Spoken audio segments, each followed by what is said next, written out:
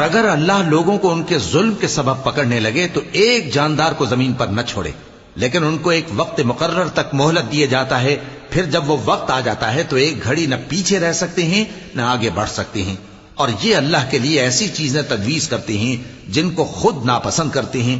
اور زبان سے جھوٹ بکے جاتے ہیں کہ ان کو قیامت کے دن بھلائی یعنی نجات ہوگی۔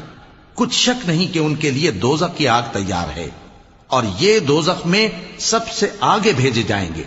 اللہ کی قسم، ہم نے تم سے پہلی امتوں کی طرف بھی پیغمبر بھیجے تو شیطان نے ان کے کرتوت ان کو آراستہ کر دکھائے، تو آج بھی وہی ان کا دوست ہے اور ان کے لیے عذاب علیم ہے۔ اور ہم نے جو تم پر کتاب نازل کی ہے تو اس لیے کہ جس بات میں ان لوگوں کو اختلاف ہے تم اس کا فیصلہ کر دو، اور یہ مومنوں کے لیے ہدایت اور رحمت ہے۔ اور اللہ ہی نے آسمان سے پانی برسایا، پھر اس سے زمین کو اس کے مرنے کے بعد زندہ کیا، بے شک اس میں سننے والوں کے لیے نشانی ہے۔